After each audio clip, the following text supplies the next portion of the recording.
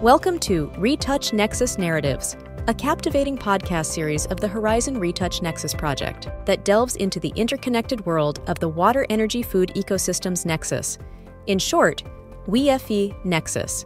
As water scarcity continues to pose significant challenges globally, the purpose of this podcast is to offer a dynamic platform for dialogue, knowledge exchange, and innovative solutions, and to bring together diverse stakeholder voices and perspectives from the 6 European Retouch Nexus case studies.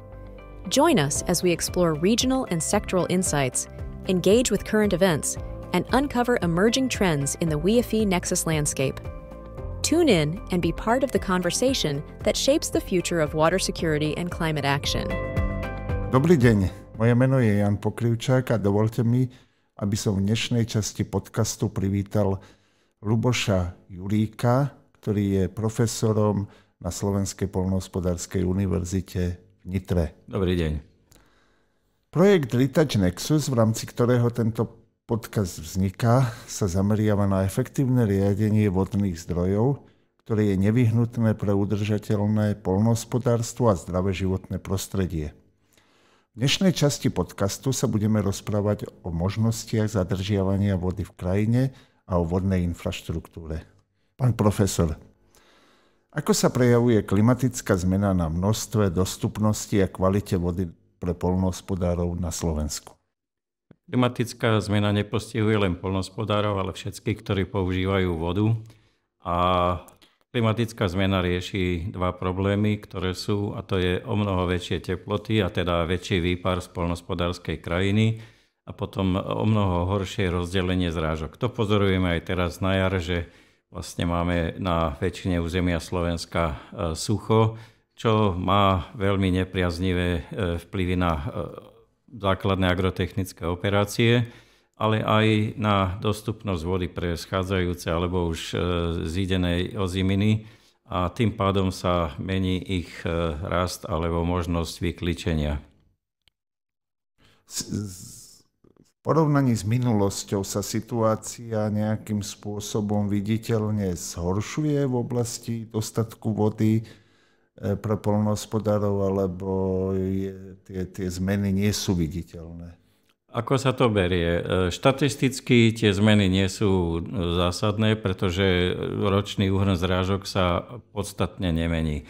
V podstate niekde oscilujeme okolo dlhodobého priemeru zrážok. Čo sa mení, je ich rozdelenie počas roka alebo počas jednotlivých mesiacov. Takým príkladom je minulý rok, kedy sme mali v podstate v Nitre teda zrážky, ktoré boli tesne nad priemer okolo 110%, ale za jeden deň nám napršalo 99 mm. To je viacej ako dvojmesačný úhrn. Čiže problém je, kedy tie zrážky nastupujú, lebo štatistika v tomto smere žiaľ nefunguje. My potrebujeme zrážky vtedy, keď rastliny majú nejaké vegetačné fázy, do ktorých je dôležité vytvoriť úrodu alebo vytvoriť plody. A keď nemáme v tomto období zrážky, tak nám celoročný priemer nepomôže. A potom vlastne máme posledných 5 rokov. Posledných 5 rokov sú 3 teplotne nadštandardné alebo vysoko nadštandardné a hodnotí sa to tzv. Reálnou evapotranspiráciou, a tá reálna evapotranspirácia je vysoko nad priemerom. Naši slovenskí poľnohospodári, hlavne na západnom Slovensku, dlhodobo volajú po obnovení zavlažovacej infraštruktúry. Máme dostatok podzemnej a povrchovej vody na zavlažovanie?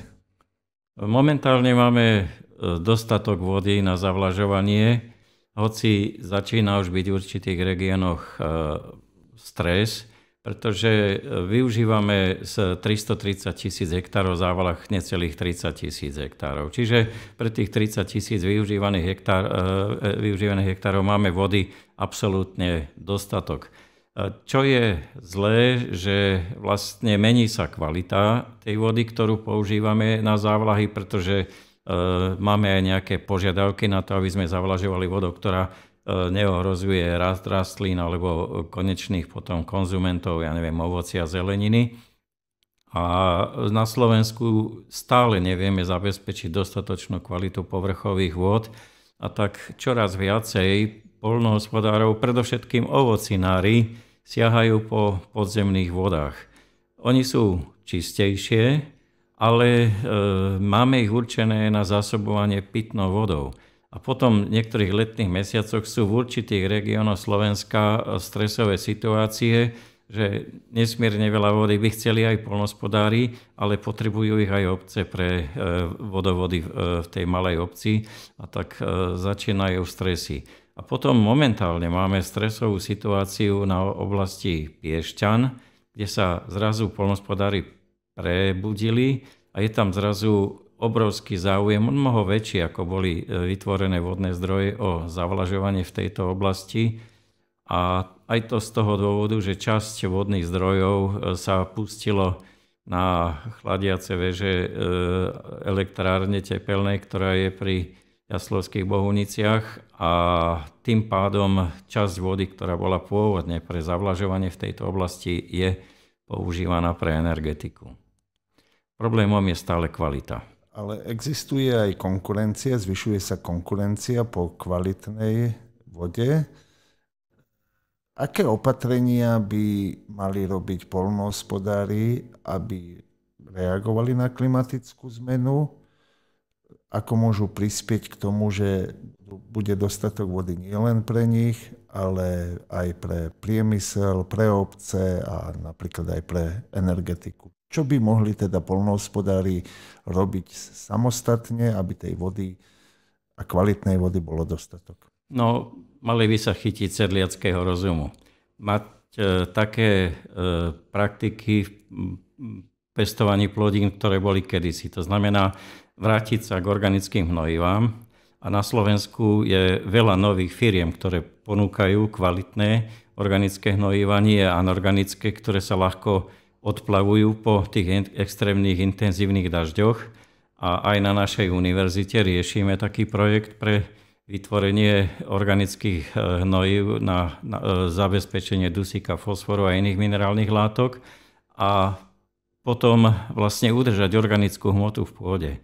Tým, že sme zmenili živočíšnu výrobu, máme dobytok, ktorý stojí na roštoch, ktoré sa splavujú, tak nemáme kvalitný organický materiál, ktorý sa kedysi vracal na polia.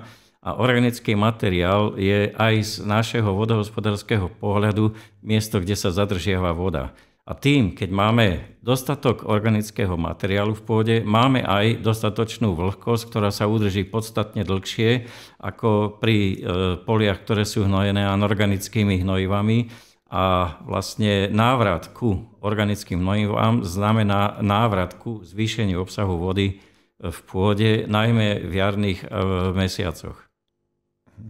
Chceme zvyšovať poľnohospodársku produkciu, aj produktivitu, aby sme zabezpečili potravinovú bezpečnosť a na druhej strane tiež chceme chrániť životné prostredie a prírodné zdroje. Ako by mohol k tomu prispieť štát alebo Európska únia? Čo by mohol urobiť štát, aby tej vody bolo dostatok pre každého a zároveň, aby aj poľnohospodárska produkcia sa zvyšovala?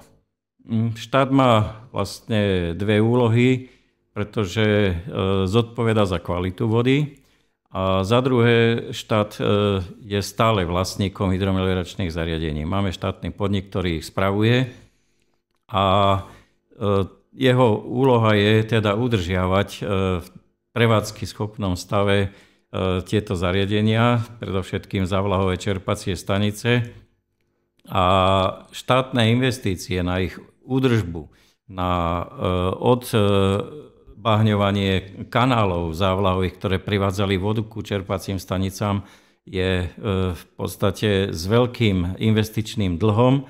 A tento problém je v súčasnosti napríklad, jak som hovoril, na tom Piešťansku, kde sa dali do úloh prečistieť dva veľké významné kanály, ktoré vedú ku dielčím závlahovým staniciam.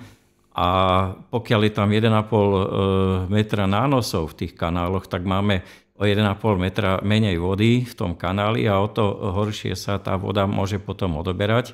No a potom vlastne Európska únia by mala zmeniť ten pohľad na závlahy, pretože v podstate závlaha je investičná, teda záležitosť, ktorá zvyšuje produkciu a niektoré tie financovania Európskej únie neboli na to, aby sa zásadne zvyšovala tá produkcia, ale aby sa viac menej regulovala.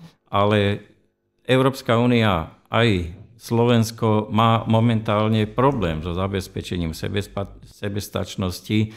Máme tu dovoz z tretích krajín mimo Európskej únie a s lepšou politikou voči závlahám, voči tvorbe vodných zdrojov by sa zabezpečili dve veci. Jednak celková krajina, kde zadržaním vody v krajine by sa zabezpečili lepšie zdroje, aj čistejšie vody pre závlahy, ale tá istá voda sa dá súčasne využiť aj pre biotopy, aj pre obyvateľstvo, najmä v obciach, ktoré sú veľmi problematicky zásobované v poslednom období. A čo legislatíva? Vidíte nejaké nedostatky alebo možnosti zlepšenia legislatívy v rámci Európskej únie, ale aj špecificky na Slovensku, ktorá by pomohla riešiť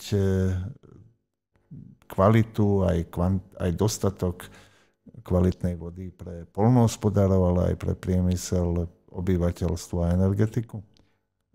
Pokiaľ viem, tak v pláne legislatívnom Európskej únii na tento rok sú nepriame opatrenia na zabezpečenie dostatku vody v krajine a to je, že ide nová legislatíva ohľadom práve tých organických hnojív.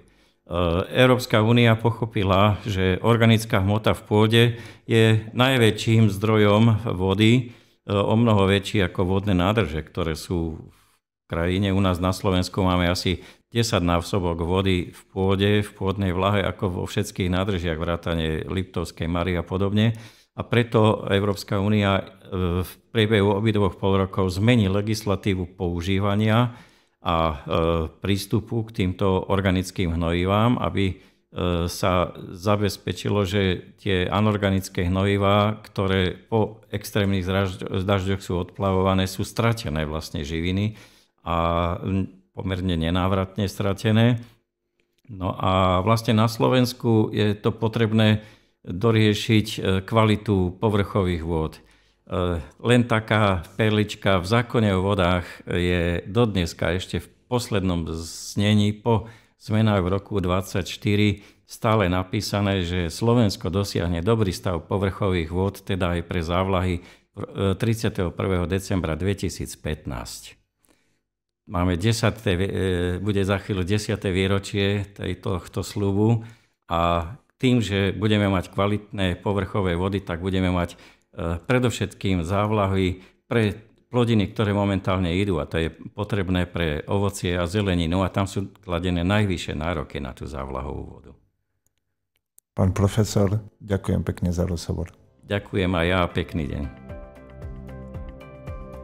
If you are interested in further episodes or news and outcomes from the Retouch Nexus project, check out our website, retouch-nexus.eu.